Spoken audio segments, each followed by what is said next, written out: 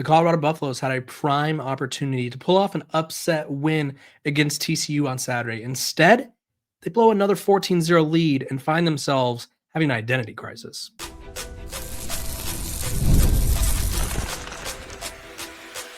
You are Locked On Buffs, your daily podcast on the Colorado Buffaloes, part of the Locked On Podcast Network, your team every day.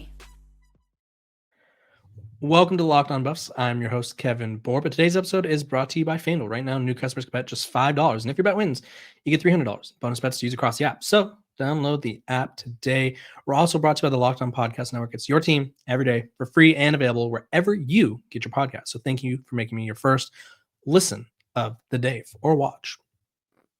The Colorado Buffaloes went into Fort Worth and they had them on the ropes. They had them dead to rights. And for the second week in a row, Colorado swung up for the first quarter or so, I guess first two quarters, had a better team on the ropes, and then ultimately ended up blowing the game. So Colorado goes up 14-0, right? And it was like, okay, nice response, because if you remember correctly, Colorado on their first drive, interception. It's like, oh, geez, like it's going to be one of those games, right? But then TCU wasn't able to do anything, right? They miss a field goal. Then they punt, and Colorado goes touchdown on drives with 13 plays for 80 yards, 12 plays for 45 yards. And it was like, okay, this is the Colorado team we've been missing. This is the team that's been putting stuff together. And Sonny Dykes, the TCU head coach, said before the game, like, hey, this Colorado team is finding it, right? And we don't want to be the team that they're fighting it against, but they are finding it. And I thought Colorado was finding it. And then their next two drives by Kaidon Salter, just absolutely atrocious. Interception. Both of them, you could say, oh, it wasn't the worst throw. He's forcing the ball, right? And RG3 was on the game commenting, talking about his arm slot is not where it needs to be. He's throwing a lot of sidearm passes, which is leading to inaccuracy. I don't really know if that's a thing or if Kaidon Salter is just not historically accurate, because he's not the most accurate quarterback, but I do think we've seen a decline in his accuracy.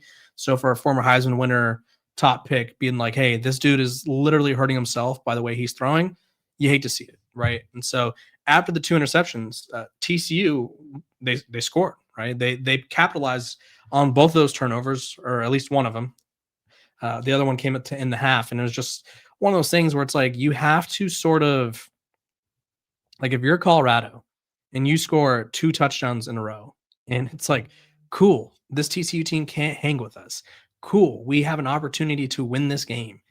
And then the offense, really, I think the offense for Colorado just played terrible. I don't think they got the best out of Kaidon Salter. I don't think the play calling was always there. Again, shocker. I was impressed with the defense for the most part. I'm not going to say they played a great game, but considering what we've seen from them, they played a decent game, right? They played a better game than what we'd been seeing. They weren't overly.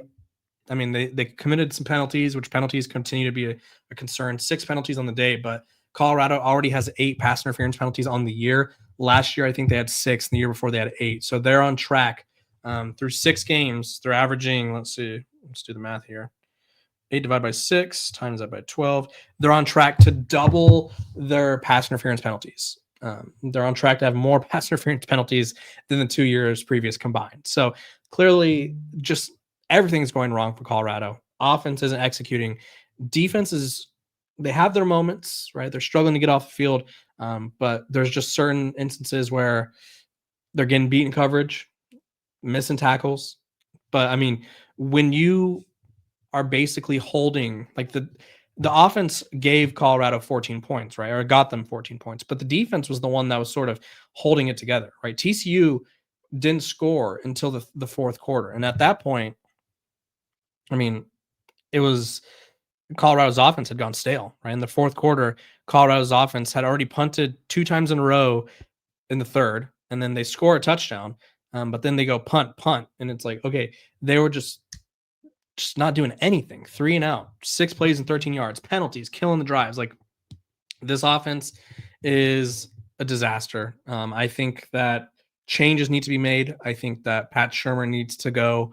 I think that they need to make a change at Kaidon Salter, make a change at quarterback for Kaidon Salter. I think the wide receivers weren't really helping Kaidon Salter out by any means. There's a lot of these near the boundary throws that they're asking him to make. And guys like Sincere Brown, Joseph Williams, whoever else it is, they're 3 inches away from the sidelines. They're giving him no room to throw the ball. And it's like, okay, you're already working with a quarterback who's very inaccurate. Why are you flaring out, right? Why are you allowing the defense to push you into the boundary and take away all of the space, right? I just, this offense is not what it needs to be. It's not the same unit we had or that they had last year. And I get that. I wasn't expecting it to be, but I thought Kaidon Salter would be a better sort of, I thought he would be good. I thought he'd be better than this, and he's just not where he needs to be. And I'm going to talk about why I think it's time to move on for him. But first, a quick break.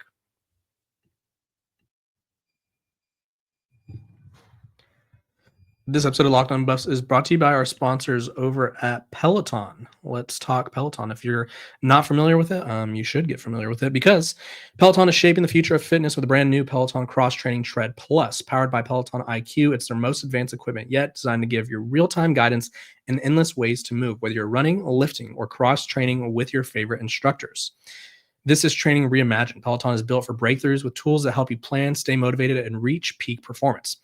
The swivel screen is a game changer. You could go from running on the Tread Plus to strength training without missing a beat. So let yourself run, lift, flex, and push forward. Explore the new Peloton Cross Training Tread Plus today at onepeloton.com.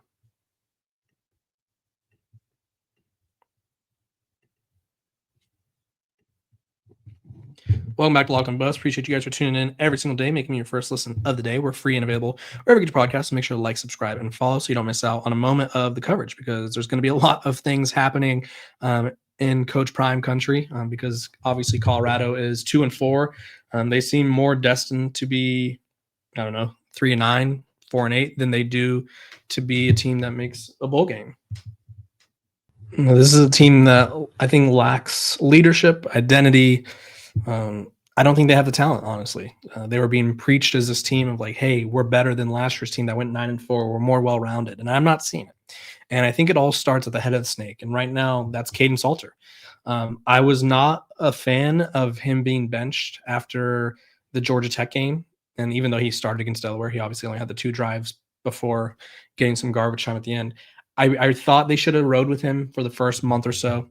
But now that we've seen what we've seen of Kaidon Salter, I think it's time to just sort of pull the plug on the experiment. I think you sort of look ahead at your schedule and you go, okay, we have number 14 Iowa State next week, right? Or in 2 weeks, excuse me. This would be the perfect time to bench a quarterback, by the way, because at the end of the day, next week, sorry. The ESPN app threw me off. You have Iowa State next week. Iowa State lost today. They looked vulnerable. I mean, Cincinnati's a good team. I said on the Big 12 squad that I think Cincinnati's this year's Arizona State, and I think that's looking pretty good. But I just think at this point, you're 2-4. You could trot Kaidon Salter out there against Iowa State, but I think you still have an opportunity to play for something, and I think you could reinvigorate this locker room if you make a change. And I think going to Julian Lewis right now is the right move, at least to give him some valuable reps, because at the end of the day, it doesn't look like with Kaidon Salter at the helm, you're playing for much anyway. So you may as well get the future of your program ready, get the future of your program some reps, rather than just watch a fifth-year senior sort of fizzle out in what is going to be his final year of his career. Because, I mean, Kaidon Salter is just not the answer. He's unreliable. You can't trust him to make the right decision. He looks uncomfortable constantly. Finished the day 18 of 29 for 217 yards, 2 touchdowns, 3 picks. And honestly, probably could have had more picks. He just constantly forces the ball into harm's way. It feels like him and it feels like he doesn't have a good connection with the receivers. Like the amount of times where they're on different pages, I just don't understand how it's possible where you could be on a different page every single time. So I think if you're Colorado, you just kind of look at where your season's been and it's like, okay, he started against Georgia Tech, did fine. Played decently against Delaware. I thought he played fine enough. Bench him for Houston. You bring him back in for Wyoming, and he plays good. And it's like, cool. That's the Kaidon Salter that we all thought Colorado was getting. And then he collapses again. And what we're noticing is Kaidon Salter is obviously playing well against the group of 5 teams. And this isn't, I'm not trying to make it personal or anything. There's just a high probability that he's not a Power 4 caliber quarterback, right? He's not a starting caliber power four quarterback. I think Philip Lindsay, former Colorado running back, said it best himself. He tweeted this right after, or I think during the game. He goes to Twitter and he writes, and I quote, "We need a real power four quarterback, man. It's ridiculous." And I'm not trying to take a what on Kaidon Salter. I just don't think he's the answer for Colorado. I don't think the system's helping him. I don't think he's helping him. He's been doing some stuff off the field behind closed doors that really hasn't helped him succeed. And there's a reason he was benched. That's all I'll say. It wasn't all football stuff. We'll put it that way. And yeah, I just don't think the Kaidon Salter experiment worked out. And you could I think it'd be best for Colorado to chalk up their losses and get Julian Lewis valuable experience. Now, I could see you giving Kaidon Salter one more chance against Iowa State because they're probably the second best team in the Big 12 at this point, or the third best team in the Big 12. So that'd be kind of rough to throw your true freshman quarterback into the fire with. But at the end of the day, it doesn't really get any easier because after that you have Utah, which that's going to be after Colorado's bye week. So Colorado plays against Iowa State next week, then they have a bye. The perfect time ideally would be to get him going when they have a bye week, because obviously then he has 2 weeks to prepare. But at the same time, I don't think you want to just settle for Kaidon Salter just because you feel like you have to, just because it's more ideal, right? I think you tell the team like, hey, we're going in a different direction. It didn't work out with Kaidon Salter. We still think Salter can make an impact in the run game or whatever, but I just don't think he's it. And it's unfortunate because obviously this is the last year of his college football career and you would have liked to see him in on a high note, but the signs are there, I guess. And I think we all chose to overlook them because of the 2023 season, which looking back now seems more like an anomaly than anything, right? He didn't have the best year last season, but in 2023, we were all holding on to it. It was like Conference USA MVP, 13-1, leads him to the Fiesta Bowl. And he's just not that guy. And it's okay, right? Sometimes things don't work out, and I don't think this partnership, this marriage between Colorado and Kaidon Salter worked out. So I would go to Julian Lewis. You get him experience. You sort of hand him the keys to the program, and you just let him learn and go through the growing pains, right? I think at this point, Colorado is out of Big 12 contention. I don't think they have a chance really to contend for the Big 12 title, simply due to the fact that they're 0-3 in conference play, so they'd have to win out, right? You would have to win out and have a lot of other things go your way, and I just don't foresee that happening. So go with Julian Lewis, get him the experience, get him the reps, get him the connections with the other guys, get him and future recruits excited about coming to this program, because we all know losing games can be a cancer to recruiting. So you don't want that. And so I think Julian Lewis is the answer here. In terms of what's next, I'm going to talk about that, but first, a quick break.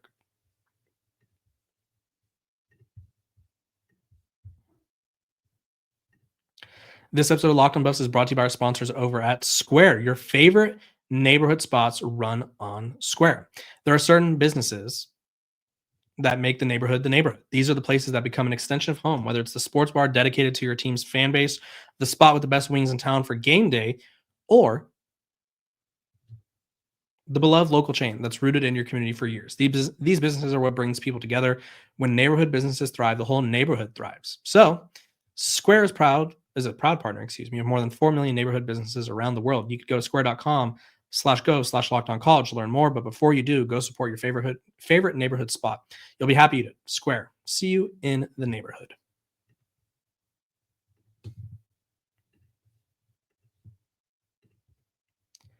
This episode of Locked on Buffs is also brought to you by our sponsors over at FanDuel.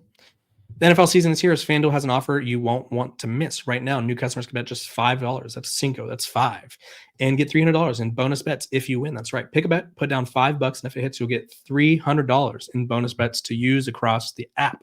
The reason I love FanDuel, it makes the game a little bit more exciting because you're already excited about the game itself, but when you got a little something extra where you could win on the line, personally, it makes it more exciting in my opinion. So what are you waiting for? Visit FanDuel.com to download the FanDuel app today and get started.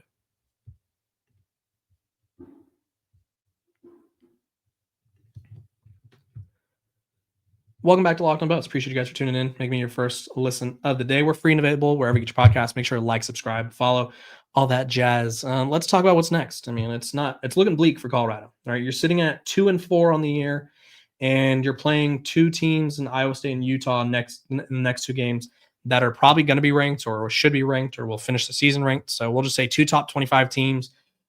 Realistically, Colorado has to win 1, 2, 3, 4, 5. 4 out of the next 6 to make a bowl game. And I hate to be the bearer of bad news, but that looks very difficult. If I'm being quite honest, right? I think the winnable games, probably Arizona, and West Virginia. Arizona State's looking really good. Kansas State's looking improved, but that's probably a winnable game. But yeah, it's you have to win 4 of the last 6. It doesn't matter which ones you win, but Colorado is not in a position to win these games. I think they need to make some serious changes, and that's at play caller, quarterback. Defensively, I mean, the injury report is just getting longer and longer. I don't really know how to evaluate this defense when they're missing like 30 people per game. But yeah, I think a lot of changes need to be made. This Colorado team was sort of being heralded as like better than the 9-4 team, which was the best team since 2016. And it's like they're far from that. I honestly don't even know if they're better than the 4-8 team from 2 years ago. Right. I think that team at least had more fight and at least had more, I don't know, like it wasn't always as frustrating to watch them, I guess you could say. Now this team has a way better offensive line. So if you put this offensive line with that team, who knows what happens. But either way, this team is currently spiraling out of control. I don't know exactly what you could do to prevent that from happening because I think that relies on Deion Sanders making some really tough decisions. And will he make those decisions? I don't know. He's never really had to make those decisions as a head coach, right? At Jackson State, his first season, the 4-3 spring year, he kind of just did what he could with that roster. But then he overhauled it, and he was firing coordinators left and right, and he was doing whatever he needed to do. But at Colorado, I don't know if he's willing to part with some of the guys that he's brought on staff. And I think it'll be a tough conversation that he's going to have with certain coaches, certain players. And I think this is going to be a reset year for Colorado, or a rebuild year. Probably a disaster year, honestly, but they need to reset the program and they need to figure out a way to turn things around. I personally think they need to start recruiting the high school ranks harder. Obviously, we're halfway through year 3 and we have mixed results on the transfer portal sort of working, right? You go 4-8 in year 1, 9-4 in year 2. So you're 13-12. And it's like, okay, kind of mixed reviews, right? Now you're 15-16, right? So building your roster entirely through the transfer portal is clearly not working how they would have hoped. So I think it's time to really hunker down and start recruiting, because Deion Sanders could recruit with the best of them if he wants. It's just a matter of if he wants to or not. So really tough position for Colorado to be in. I do think this team has the talent. Whether or not they can put it together, I don't know. So we'll just have to wait and see. I appreciate you guys for tuning in, making me your first or last listen of the day, because I guess it's a little late in some of these places, but appreciate you guys. I'm Kevin Borba, host of Locked On Buffs, and I'll see you guys on Monday.